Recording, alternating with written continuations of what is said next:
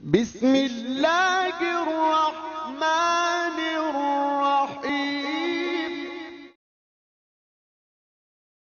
یا الہی ہر جگہ تیری عطا کا ساتھ ہو، جب پڑے مشکل شہ مشکل کشا۔ آج کل مسئلہ ایمان ابو طالب بہت زور و شور سے بیان کیا جا رہا ہے،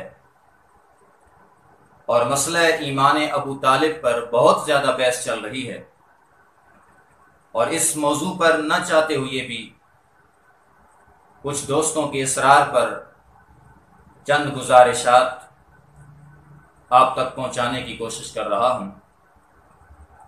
اور اس کی وجہ کیا ہے؟ آج کل کے کچھ جوہلا پیر، اجہل نقیب اور جاہل نوٹ خور نعت خان، اور وہ مفت کے مفتی جو کیسٹیں سن سن کر اور لکھی لکھائی تقاریر کو رٹا لگا لگا کر اہل سنت کے اسٹیجوں پر آ کر عوام اہل سنت سے داد حاصل کرتے رہے، اور ان لوگوں نے ہی بنا تحقیق کیے عدم ایمان کے قائلین کے خلاف غلیظ اور جاہلانہ زبان استعمال کی ہے۔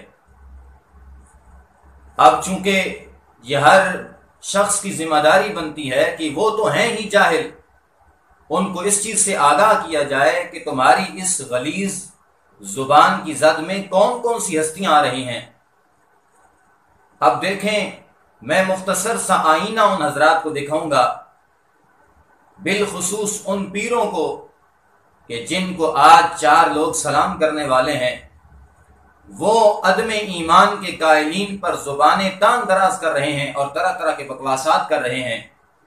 تو ان کو لب کھولنے سے پہلے سوچنا چاہیے کہ ہمارے سے کتنے ہزار ہاں درجے بڑے پیر اور جو صحیح معنوں میں حقیقی پیر تھے، پہلے ذرا ان کو تو دیکھیں، ان کے کیا نظریات ہیں۔ کہیں ہماری اس غلیظ زبان کی زد میں وہ تو مقدس ہستیاں نہیں آ رہی۔ یہ میرے ہاتھ میں کشف المحجوب شریف ہے، داتا علی حجویری رحمۃ اللہ تعالی علیہ، اس کا صفحہ نمبر 358 ہے۔ اب دیکھیں جی داتا علی حجویری کا کیا نظریہ ہے۔ اوپر ایک طویل بحث ہے، میں صرف اس کا لب لباب پیش کر رہا ہوں۔ آپ فرماتے ہیں مطلب یہ کہ کسی مخلوق کو یہ طاقت نہیں ہے کہ وہ بندے کو خدا تک پہنچا دے۔ استدلال کرنے والا حضرت ابو طالب سے بڑھ کر عاقل نہ ہوگا، اور حضور اکرم صلی اللہ تعالی علیہ وسلم سے زیادہ بزرگ کوئی دلیل نہ ہوگی۔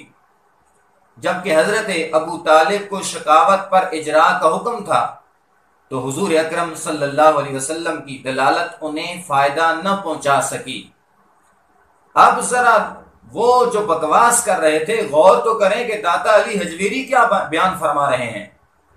اب دیکھیں، فرماتے ہیں کہ دلائل لانے والوں میں تو ابو طالب سے کوئی زیادہ عقل مند نہیں تھا، اور حقانیت کی دلیل حضور سے بزرگ تر کچھ نہیں ہو سکتی تھی، لیکن چونکہ حکم شقاوت ابو طالب پر ہو چکا تھا، لا محالہ حضور کی ذات اقدس بھی اسے فائدہ نہ پہنچا سکی۔ تو اس بات سے ثابت ہوا کہ جناب داتا علی حجویری بھی ایمان ابو طالب کے قائل نہیں ہیں۔ دوسری بات، وہ جو گالیاں دے رہے ہیں وہ محبوب سبحانی، قطب ربانی، غوث اعظم عبد القادر جیلانی کو کیا کہیں گے؟ یہ میرے ہاتھ میں غنیت الطالبین ہے، اس میں دیکھیں آپ کیا فرماتے ہیں۔ اس کا صفحہ نمبر ہے 516۔ ارشاد باری تعالی ہے، اِنَّكَ لَا تَهْدِي مَنْ أَحْبَبْتَ وَلَكِنَّ اللَّهَ يَهْدِي مَنْ يَشَاءُ، کہ آپ جسے پسند کریں یعنی چاہیں اسے ہدایت نہیں دے سکتے، بلکہ جسے اللہ چاہے ہدایت دیتا ہے۔ اب یہاں آگے پھر فرماتے ہیں رسول اللہ صلی اللہ علیہ وسلم نے اپنے چچا ابو طالب کی ہدایت کے لیے عرض کیا تو اللہ تعالی نے اسے ہدایت نہ دی، البتہ حضرت حمزہ رضی اللہ تعالی عنہ کے قاتل وحشی کو ہدایت عطا فرمائی۔ گویا اللہ تبارک و تعالی اپنے رسول سے فرما رہا ہے، اے محمد صلی اللہ علیہ وسلم، تمہارے ذمہ صرف دعوت دینا ہے، یا ایھا الرسول بلغ ما انزل الیک۔ اب مجھے بتائیں وہ پیر اور وہ نام کے مفتی کہ جو آج سٹیجوں پر بندروں کی طرح ناچتے پھرتے ہیں اور جو عدم ایمان کے قائلین ہیں، ان پر بکواسات کی بوچھاڑ کر رہے ہیں، وہ مجھے بتائیں کہ یہ غوث اعظم کے بارے میں اب کون سا حکم ہوگا؟ کیا وہ آپ کے بکواسات اور آپ کی غلیظ زبان کی زد میں نہیں آ رہے؟ آگے چلیں، یہ پیر میر علی شاہ صاحب سیرت نبویہ از افادات مہریہ، یہ پیر میر علی شاہ صاحب کی کتاب ہے، اس کا صفحہ نمبر 23 ہے۔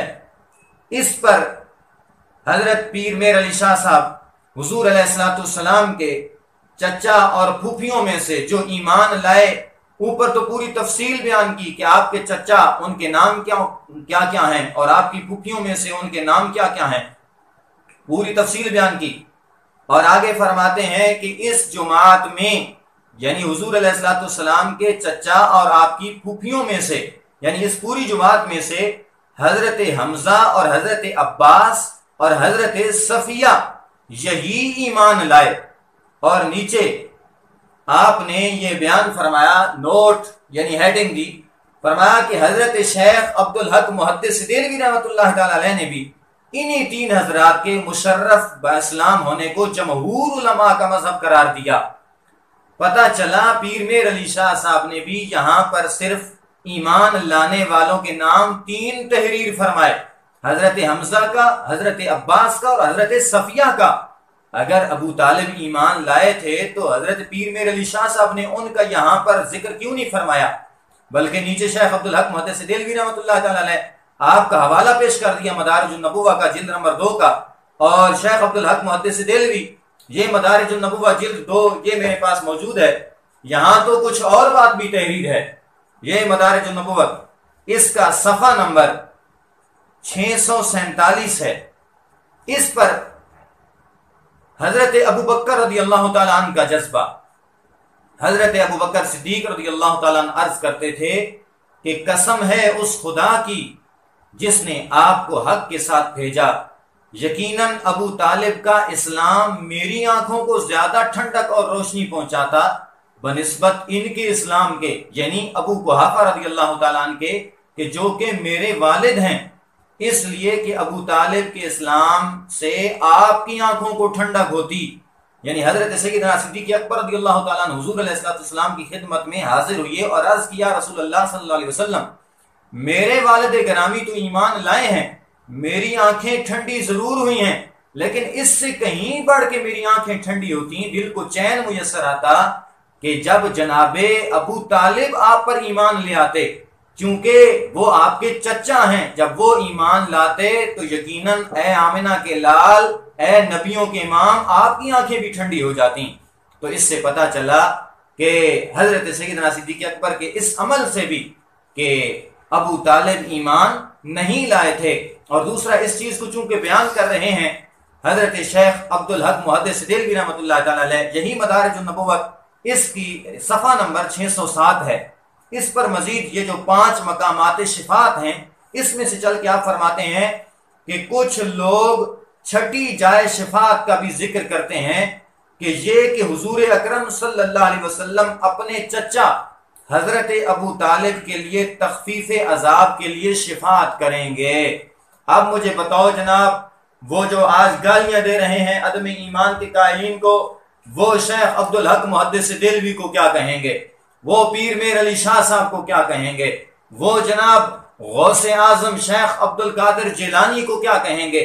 وہ داتا علی حجویری کو کیا کہیں گے؟ اور شفا شریف کے اندر بھی یہی بات موجود ہے، آپ بھی عدم ایمان کے قائل ہیں، اور بلکہ یہ حضرت مولا مشکل کشا تک تو یہ سلسلہ چلا جاتا ہے۔ اس واسطے محتشم حضرات، ہمیں آنکھیں کھولنی ہیں کہ یہ آج کل کے کچھ ڈبہ پیر یہ جو آج بکواس کر رہے ہیں، یہ غور تو کریں کہ ان کی گالیاں کہاں تک جا رہی ہیں۔ اللہ